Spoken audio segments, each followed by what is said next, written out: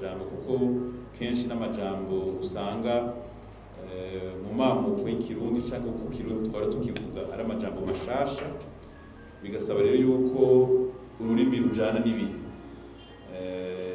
bishasha biriko biribonekeza hanyuma rero muri ico gikorwa twaba twatumiye kandi Chantal Hima ngo nawe nk'umwe akunda kugendera cyane urwaruka agire ico ashikirije mbega iyo muri ko muraganira n'urwaruka mukunda kumva amajambo ayahe agaruka mbega ivyo birafise ico bisigura ndazi yuko muri afise une maison d'incubation entrepreneuriale inzu iherekeza abagomba kwiyungunganya cyangwa guteza imbere mu bijanye n'ubutunzi kwisumamwo kwisumamwo cyangwa kwiyungunganya mu bijanye n'ubutunzi kugira ngo bashobore kuronka ubumenyi buhagije maze imigambi yabo ibe iyunguka. Uno musi kandi turanezerewe no kwakira Dr Dusabe Bonaventure aherutse kugenwa n'umukuru w'igihugu ngo atware Centre Polytechnique y'Irusi. N'umujeune turibaza ko twomuha amashi kamwe hanyuma mu bikorwa vyiwe azoba amajambo tuzagukoresha ngahana nyine azogaruka sinkekeranya ko azogaruka mbere n'ayandi kuko kiriya kigo c'Irusi kizoba kiraba ibisata bitandukanye urumva rero nibaza ko ari igikorwa ciza tuza guha ijambo Chantal hanyuma Bonaventure hanyuma duce duha n'ijambo mwigisha avec n'ibibazo hanyuma duhejeje ngira turaza gusaba yuko abari ngaha nabo bagira icyo bashikirije ku byo bazoba bumvise canke ibibazo baba bafise ibaza yuko ikibazo ca mbere ngira tugishikiriza Chantal araza kutubwira ingene ibijanye n'ururimi abibayemo muri wa mwuga wiwe guherekeza urwaruka ruri mu byo kwiga no gutahura kwiyungunganya mu by'ubutunzi mbega amajambo akena mu kirundi birafise ingaruka eko murakoze quand j'ai reçu l'invitation c'était difficile naturellement mais il y a quelque chose qui m'est revenu en esprit je me suis vue tout le côté de la fâche on a un module les tout premiers modules twigisha l'entrepreneur on travaille ce qu'on appelle les caractéristiques d'un entrepreneur exercice ikomeye dukora nukubafasha gutora izina ya entreprise yabo ni mushobora kumva ingene kigoye ku murundi gutora izina ya entreprise yiwe kubera umusigura yuko kandi tubigira en groupe mugerageze mutore izina y'ishirahamwe yanyu plus que uvuga ishirahamwe baca bakuzanira iki twiteze imbere dufatane mu nda imbere urumva amaguca tuvana rero ngo oya none uvuze tuteze imbere wo gurishiki que le produit que tu es en train de vendre en quoi est-ce que c'est sexy yuko nta kugura ikintu muri entreprise bitaduteze imbere chatumara plus d'une heure de temps kubera ngo injire mu muto yabo yuko ariyo ishira hamwe twiteze imbere bamenyereye amariyo une entreprise sinzi kwitwa ishira hamwe zana amafaranga sinzi kwitwa gute ndagerageza amaturi ko turiyigisha jewe ndakunda kubaha de la valeur ndabagira ngo murabagwiza tunga bose bace bashavura ngo ya Chanto umugwiza tunga no murafite amahera menshi ko tukijya bato tukirami ko entrepreneur muturabagwiza tunga none muri bande donc nukuri birabloka ico bita mindset de l'entrepreneur dafisa amajambo akwiye mu kirundi yuko basigurira maintenant à côté de ça ugiye rero muri comptabilité uvuga ngo mukeneye facture mukeneye proforma mukeneye iki bicaye ba de la catastrophe.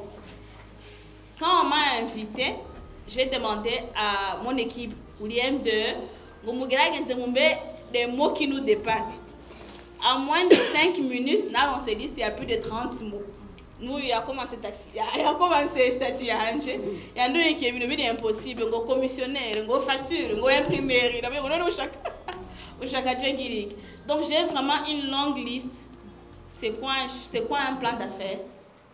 C'est quoi un investisseur? C'est quoi une facture?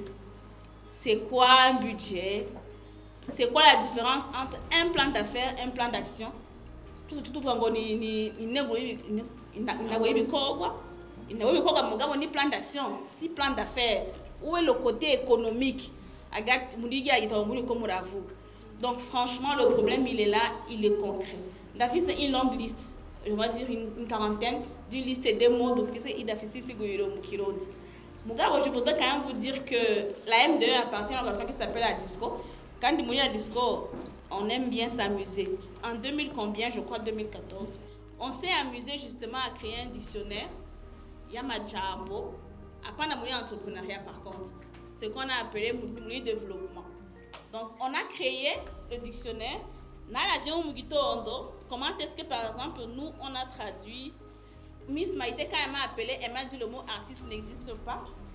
Comment est-ce que dans ce dictionnaire on a traduit Ario A mon gars pas un artiste Miss. Ego ni kado yanyu. Ngo turashobora kuronka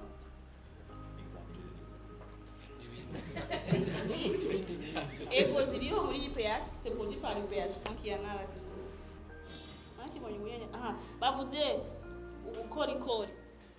je ne sais pas si c'est vrai. Est-ce que c'est de l'art? Voilà, vous voyez un peu comment c'est difficile.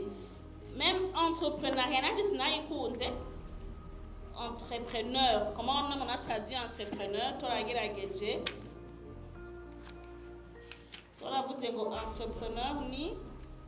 Voilà, entrepreneur ou Munyamugabi. C'est pas possible. C'est pas possible. Quelqu'un qui a un projet n'est pas un entrepreneur. C'est un projet. Tu peux ne pas le mettre en œuvre. Tu peux juste ne pas l'avoir écrit d'ailleurs. Tu l'as jamais commencé. Ça ne veut pas dire que tu as mis de l'argent quand on t'appelle Oumunya Mugambi. Bref, c'est pour dire combien c'est compliqué, mais combien c'est louable en tant qu'activité que tu as la corde. Voilà. Ça peut quand même servir de base. J'ai vu des mots qui étaient intéressants. Entreprise, il lit ça avec tout ce qui est création de la valeur et création d'emploi. Ça, je pense que c'est pas mal pris quand même là-bas. Voilà. Merci beaucoup.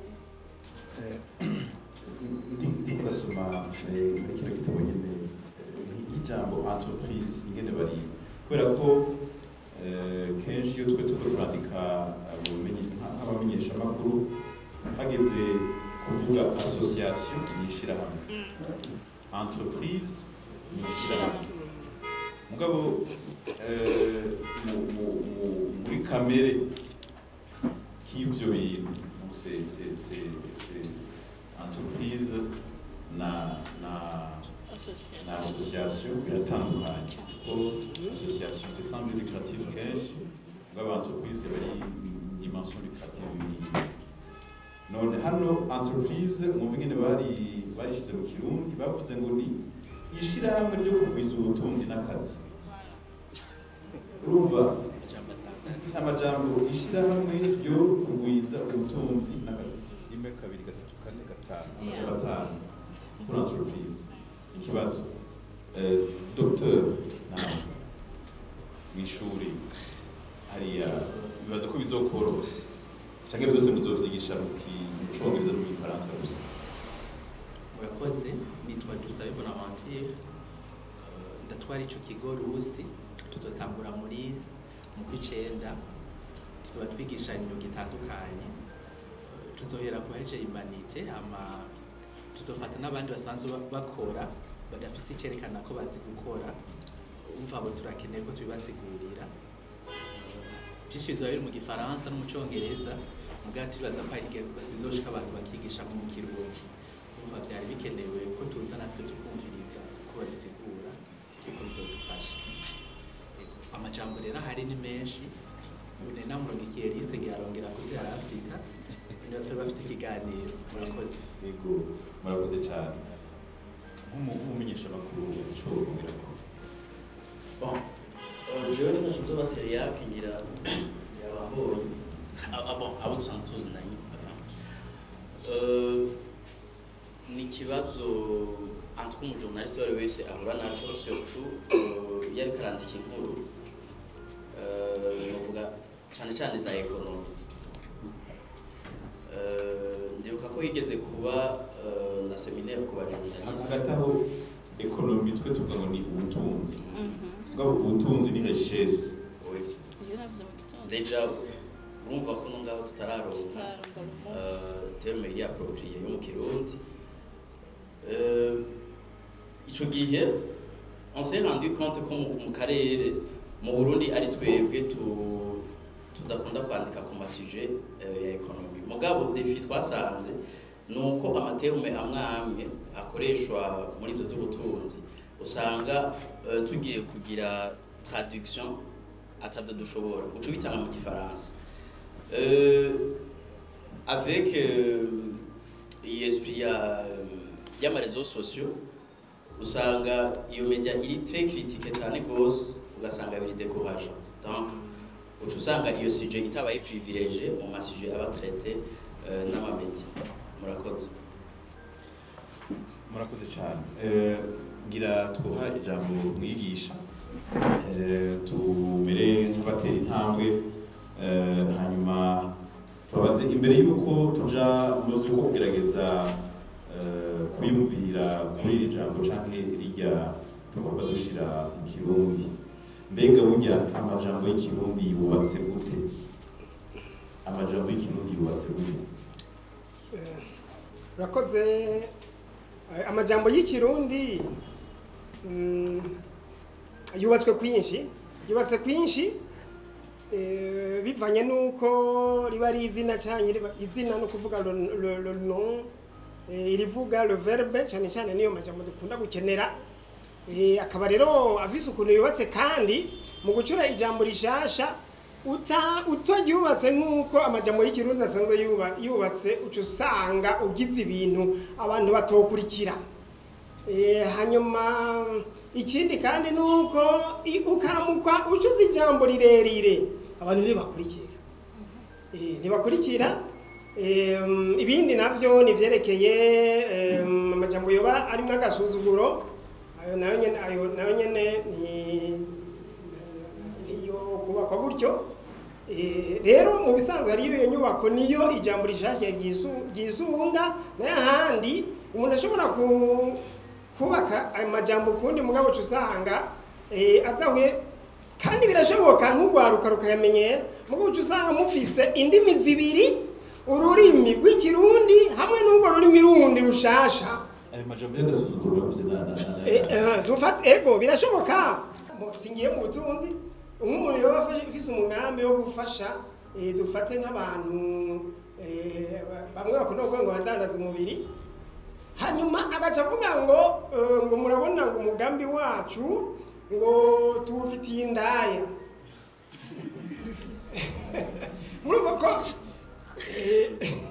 murumva ko bisa nabi vyogora yuko abo bantu bawiyumvamwo kandi vyogora n'iryo jambo gusubiramo ngo mu ntumbero ngo y'ubufasha indaya ngo mwishiramwe kanaka murumva ko bica vyane kandi hari ibikorwa n'ibyo byo gufasha abo usanga bafise ingorane yego cyane shingwa cyane za sida byose umuntu ushobora guterera gushika ubu numva bivuga mu buryo bwiza bavuga ngo badandaza umubiri umugabo kwiyumvira mu bisanzwe biragoye gucura ijambo ikibiriraho ni nk'uko mu bisanzwe burya ijambo none twe naho turi abatoza kirundi mu bisanzwe sicyo twenyene dushobora gucura amajambo ko mwumvise nka Chantal yavuze ubutunzi avuga ati mu by'ukuri iyo jambo twumva ridashika neza ni ukuvuga rero twebwe abatoza kirundi tuzanye inyubako y'ururimi hanyuma nawe agacazana ubumenyi ku buryo acangarura ngiye kumure nsanze neza na neza ntiyumviriye umugwiza tunga na entrepreneur ngo neza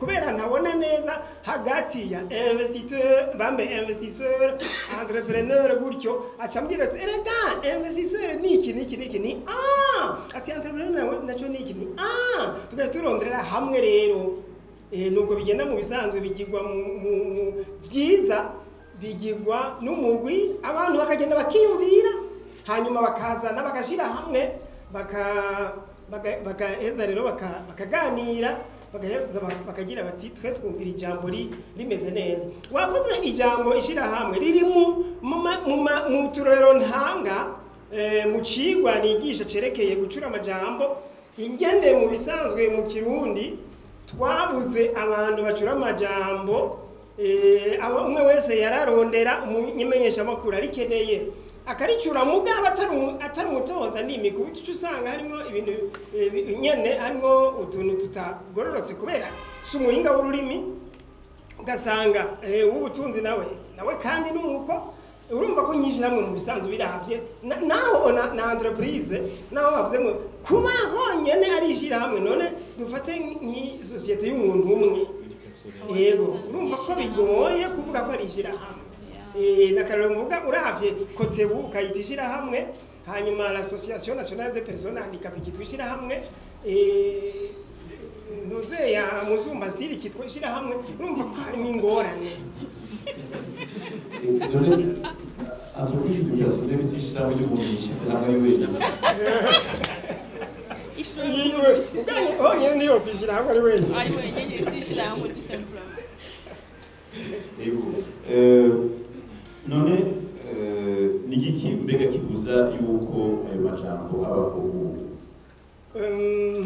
nukutiyumvira yuko bikenewe ubiravye nukutiyumvira ko bikenewe kuko urabona abarundi twaramenyerejwe kuvuga ibintu mu gifaransa tugafata yuko menga mu Kirundi ega abantu benshi baba bavuga ikirundi rero nukutategera yuko bikenewe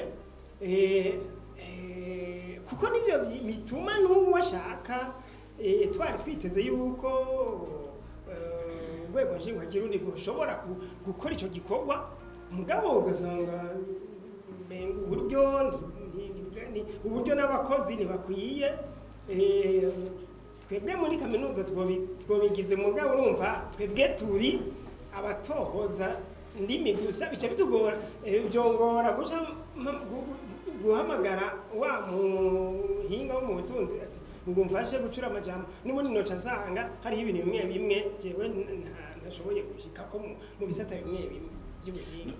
None nk'ubu twumva ngaha Napoleon avuze ati iri jambo budget tugiye kurivuga gutya uhera budget tugiye kurivuga gutya mwebwe muri kaminuza canke hajya mu rwego nshingwa Kirundi barafise uruhushya rwo ati oya iryo jambo ko baravuga ryubatse nabi ahubwo reka tubakosore muzubire mukoresha gutya mu bisanzwe uburenganzira bahawe n'amategeko ntabwo bafise ahubwo twebwe abatohoza ndimi nitwebwe dufise nabwo nyine si uburenganzira ahubwo novuga yuko ari nk'itegeko ryo guca tugorora urumva si uburenganzira mu bisanzwe twategerezwa guca dutanga umuco tukagorora hanyuma hagaca haboneka ijambo ribereye gatoyi none nk'ubu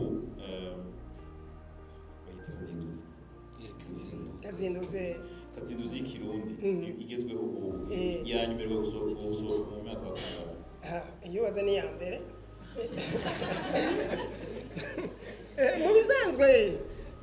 mu bisanzwe urumva akazinduzi dufise ubu uyitwa yuko twitwa yuko dufatirako ngira ngo izwi na twebwe abatoza ndimi ni kazinduzi yanitswe n'umubirigi yitwa Rodegem ryari mu 1970 ahandi kazinduzi ku mwaka baragerageza bariyumvira bati hariho ijambo rishasha ryo barijemo none nk'ubu haje nk'ubu mu Bufaransa nka Joël Bardella ubu hari usanga rero bardelisme ugasanga yavuzwe cyane bagaje bagira bati utoshiramo bardelisme muri kazinduzi y'ubu hariho igice cy'igifaransa tobavuze bagaca bagira bati reka tugire kazinduzi nshasha irimo amajambo yose y'ururimi. Twebwe rero mu bisanzwe novuga nti kazinduzi twarahevye, mu bisanzwe twe turavyiyumvira, kandi iciza nuko hari umugambi wari watanguye ryari mu 90 yatezwe gusohoka mu 2000 acatamwo amagume. Mu nyuma rero twaragerageje tukaza turatuma abanyeshure mu ntumbero yuko umunsi uri izina nitwaronka uburyo tuya twegeranye ivy'abanyeshure bagize, tugaca dusigara kongerako, hanyuma tugaca tugira kazinduzi. Ni ukuvuga rero mu bisanzwe ni iciyumviro gushika ubu ingone nuko ari iciyumviro c'umuntu atari iciyumviro c'urwego. Urumva jewe ndaciyumvira mugabo urwego ntiruntume genda uzane ugire kazinduzi. Muri ico gihe bica bingora kuko bica bijana n'umwanya bikajana n'uburyo. Mugabo y'urwego ruba rwabintumye, kaminuza ikabintuma canke leta ikabintuma, urumva nobaye mfise itegeko ry'ugutanga ibintu biboneka. muzi uburyo bisaba kugira ngo kazinduzi iboneke? Kazinduzi y'ikirundi mu kirundi ariho umugambi nigeze gutegura, kazinduzi y'ikirundi n'igifaransa twabonye mugabo araheze umwaka ingene ibiciro byaduze ego. Ico gihe twarabona yuko ku miliyoni 300 dushobora kuyikora iy'ikirundi mu kirundi. Sindabitegura mugabo muri yaridi worenga ikirundi mu kirundi ego ugashiramo amajambo iyo twe tushobora gukoresha ego. Sawa, reka turondere muri yaridi. None rero imbere yuko tubandanya tukengurukire waserukiye ubushikiranganji bw'imico kama ngaha Shana Heremi ariko kandi hanyuma tubabaze mwebwe mwamaze gushika hano muranye amajambo twatanze amwamwe. Hari uwoba afise icyumviro avuga ati jewe rino jambo naragiyumviriye ko nasanze kurishira mu kirundi tworivuga gutya.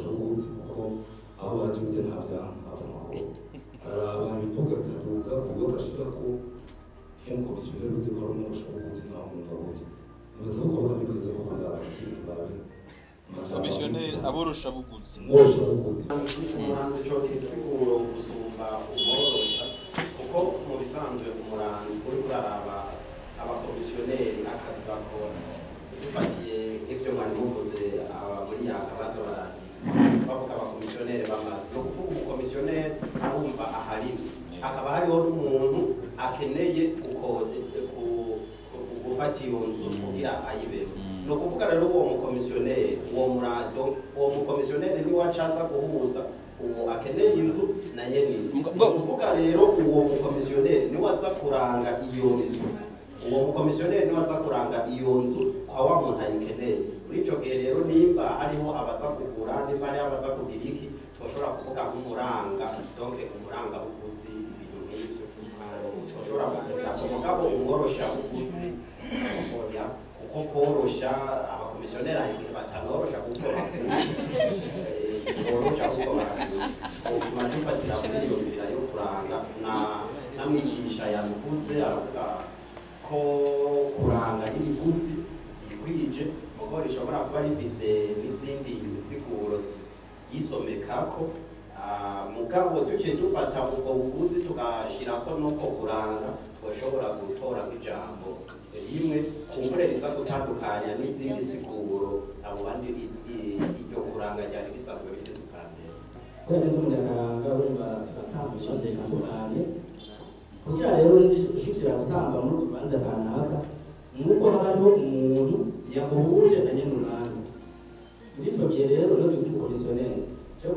n'urugo twamwita umuranzi yakurangira ikintu hama mu nyuma uragikoze hanyuma jewe naje katinkuta ivyavuzwe jewe numva twokoresha rya jambo bavuze umuranzi kubera umukomisiyoneri hajya ikintu utazaho umukomisiyoneri jewe ntaja kurangira ikintu wozaho nuko akurangira ikintu udasanzwe uzi aho kiri n'umuranzi akurangira ikintu wowe utazaho yabuze nta mukomisiyoneri azigira yabuze ikibazo kiri gusohoka kuja kugura bari gutuma bari kwishikirayo ayibara y'umukomisiyoneri nawe ari kubana mugabo kubera utazi aho kiri urugero ntakikurangira bituma rero kugurisha umurangi niko niyumva ko umenye tuvuze umurangi yakiguzi turabisigura cyane kubera ko araranga mugabo ntanga kubumbe ashobora gushaka amafaranga ashaka ikintu kanaka umuranzi n'umurangi gikwiye umenya kubikoresha mu bintu by'isukumisiyoneri gusa kuko ninakurangira aho kira hospitali nzora umurangi ese nasanga muri entreprise kanaka hari umuntu ajejwe kwerekana orienta les gens kubereka aho amabiro ari n'ikintu n'umuranzi jewe kumenga lomo yonyene nikwiye twoyifatanya n'akandi kajambo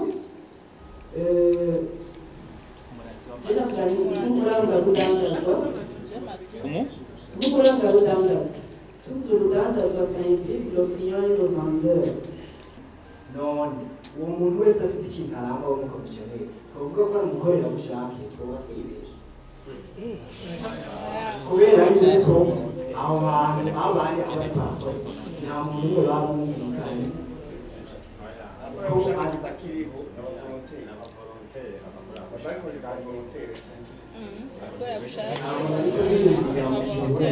kubera wewe aho abari nta muntu baba bumvikanye ariko barumvikana ko amuhemba wewe aguma ngaho ategereje avuga ati reka jewe nkore gushaka kw'iwanje niyo twahurirana n'umuntu anzaniye ikintu iki ndashoboye kumukura kw'inyungu kanaka ariko ntiyiwe ndamwereka yuko jewe mfise stati y'umukomisiyoneri mugabo urumva turashobora kubivuga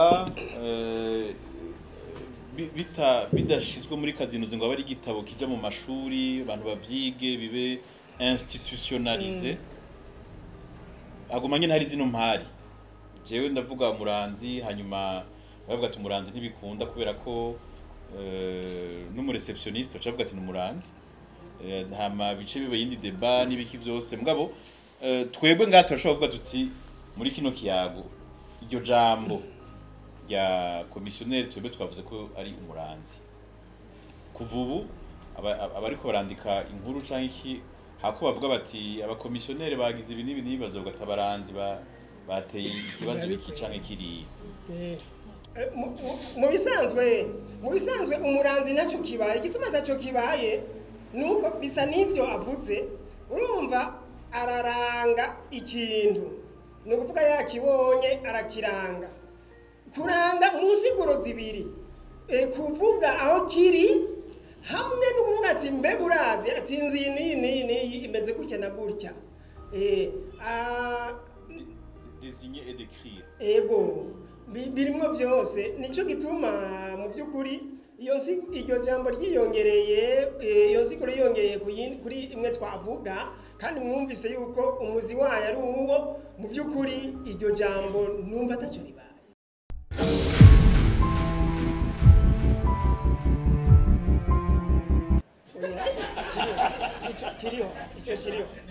icyo kiriho kera umuntu agiye kugura ikintu hanyuma akaba aratanga amafaranga makeya ayo mafaranga cyangwa ibyo aba yaratanga babyita urugusho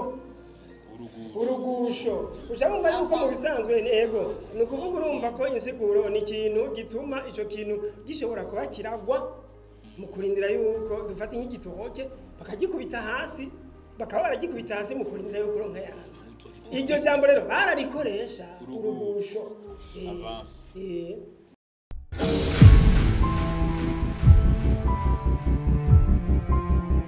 kubera isobanura ku mpande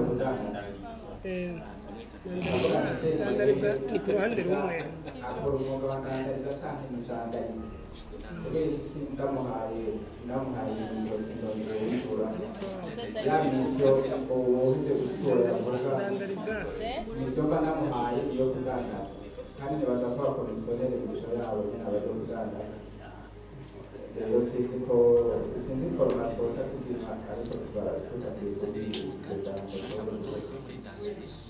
ndandariza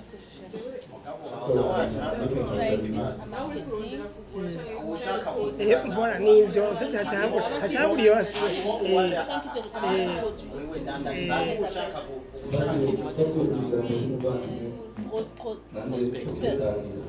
prescripteur ndangariza mon prescripteur celui qui vend pour moi dans le terme entrepreneurial ça existe mon prescripteur c'est quelqu'un qui recommande mon produit et je voudrais qu'on le joue là quand même prescripteur ndandariza nagira ngo ni ukoroni aho niho ugucura amajambo muri ubu buryo biryoshe kuko usanga muri ko muracurira ugasanga mu yaje hariho irishobora guca rifatwa naryo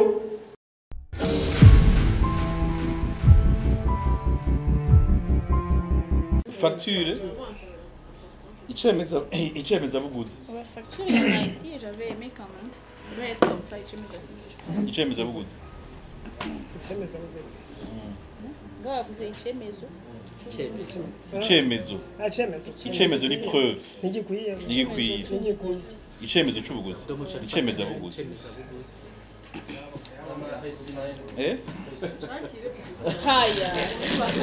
ça c'est plutôt reçu hein. Ça c'est plutôt reçu. Oui, en fait icemeza buguzi ni reçu. Ni reçu si facture. Ama facture nayo gandezire cyo tubita gute. Uwo no mu comptable rega acha ashobora kuva ngandi fasije.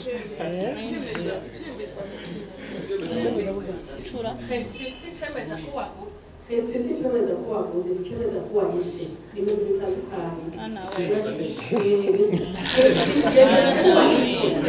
Icemeza buguzi tukireke rero tugishimi icemeza urishe icemeza urishe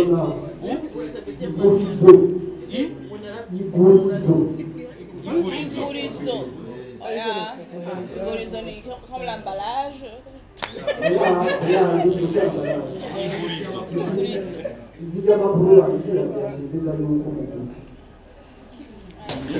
igurizo hajya mu kuzitongo ijya mu kuro wakora kirundi babwirwa yuko ari igurizo hajya mu hajya igurizo amasezerano mwandikirana yuko mugurizo kirundi babwirwa yuko ari igurizo oya ni quoi de vente ni contrat de vente contrat de vente ni contrat de vente igurizo mugabo je numva igurizo final voilà tunaronse au moins contrat de vente ni igurizo contrat de vente turakironse ico cyo turakironse turatuzengishije finalement contrat de vente oui igurizo mugabo hose ni twacumvikanye oya menone kuriha lega muronderi uriyo kuvuga warishe apana ko wavuze urashobora kuba wavuze baguhenda na facture mugabo utariha bagira ngo umuntu avuge ko wavuze nuko tu as pris ce que tu as pris non ushobora guha facture utarariha kugira reçu ni confirmation ah oui c'est vrai que kugura mu kirundi na nagura mu kirundi ataronse amahera ibyo ariko aravuga mugabo je nibaza ko reçu ni icemeza buguzi no non parce que elle a refusé non ego none erega mu kirundi bibaho uriha kubera ko uba uriha kubera ko wagombye kugura yemeza ko warishe urashobora kugura mugabo utarashe oya mu kirundi bibaho oya iyo urishe nuva yuko ico warihiye ni gwawe nuva ko uba wakiguze ni icemeza buguzi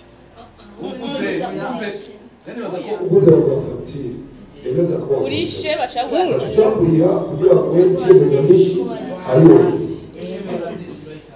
icimeza oya ndishe eko icimeza ndishe ubundi mu bisanzwe ko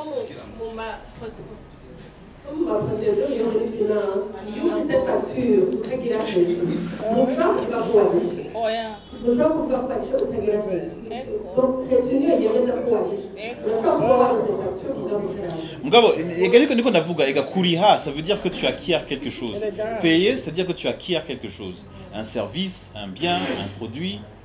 Donc, reçu ni icemeza buguzi. Ça veut dire que tu as acheté. Icemeza ndishe.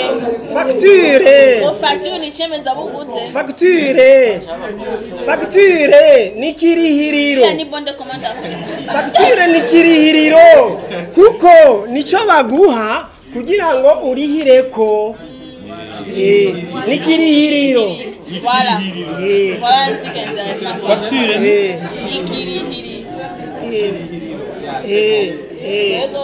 C'est qu'un papier. Ikirihiriro. Nico ukoresha kugira ngo uri. Barakiguga rero ni icemeza buguzi rero. Yego. Reçu ni icemeza buguzi. Parce que jewe ndagiye kugura ikirato. Bampaye facture. Bampaye facture. Ndarisha amahera. Baca bampa reçu yuko ayo mahera nivyo watanze 50,000 urumva kuba waguze. Uko warishe. Uko warishe. Uko warishe. Mugabo umva ayo mahera wayarishe numva ko ayo warihiye bica bisigura yuko ari ico waguze. Umva ntushobora gutanga amahera for free. Ntushobora gutanga amahera uko nyene. Oya, utanga amahera kuko hariho ikintu waguze. Ikintu cemeza rero ko waguze. Icemeza buguzi ni reçu. Non. Yego. Oya, yego. Ni preuve yuko bayakiriye amahera. Ni preuve ko bayakiriye amahera, c'est pas ko waguze. En fait, reçu ni twayakiriye mu kawe.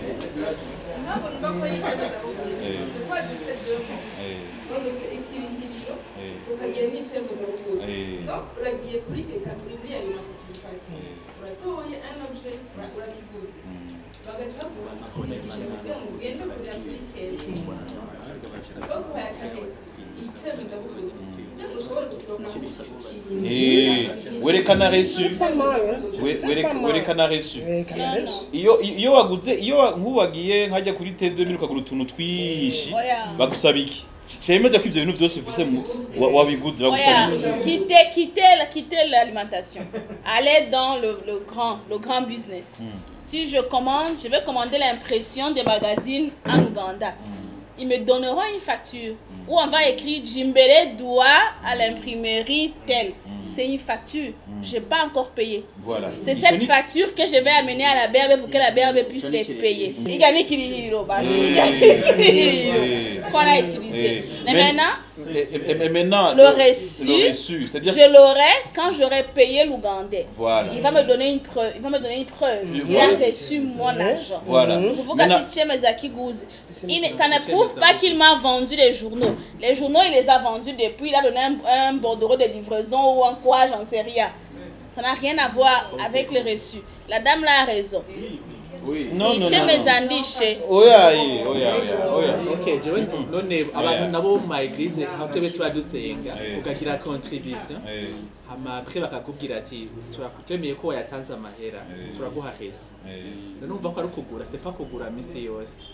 Nibaza buriya turashobora kucemeza ko warishe kandi amahera yaje. Bira muri iyo sens yuko ari preuve ko watanze amahera watanze.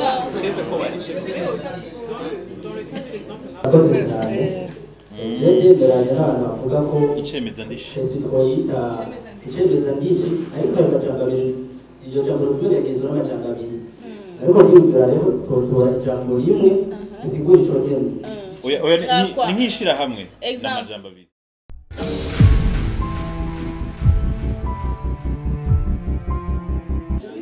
Kubera ko umukwiza atunga muri acceptation générale umukwiza atunga ni iki? Umukwiza atunga ni iki? Uko abantu bayitahura abarundi. Nafse amahera menshi. Nafse amahera menshi. Yego, ça ne peut pas être ashobora gukora amahera yivye umuntu afise amahera menshi umukwiza atunga. Kuko umuntu wese afise amafaranga hari iwacu ruguru tunga mugabo c'est parce que il a entrepris des choses arafise aho yavuye uko biri kose urumva yarabushoboye kugeza itunga ryiwe je rero ndavuga nti uretse iyo connotation ngira twoshobora kuaccepta para kwiza tunga murakoze. C'est très bien fait. Il multiplie, il crée la valeur.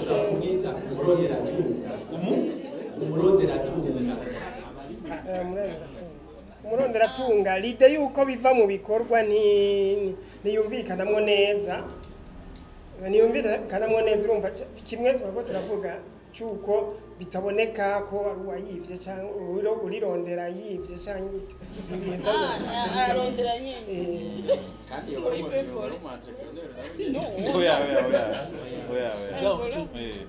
Ifaransa ari je suis entrepreneur mu kirundi ni umunyamugambi kuvuga abanyagihugu bato bato bose bari babizi ko umuntu afise ikintu agomba gukora korora kugira iki yitwa umunyamugambi. Umugambi peut écrire un projet et ne jamais le mettre en œuvre. Si j'ai écrit mon projet du Munyamugambi, je suis entrepreneur, c'est pas ça son dit là.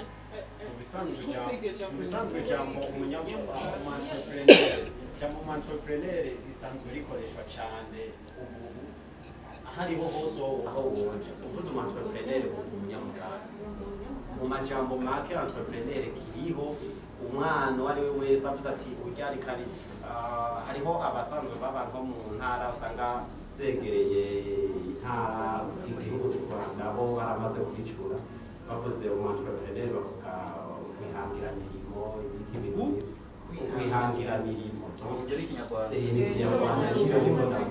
mugabo rero abandi benshi aho uzoja hose bariko baravuga umu-entrepreneur bakoresha umunyamugambi Il y a le projet, il n'y a pas la valeur. C'est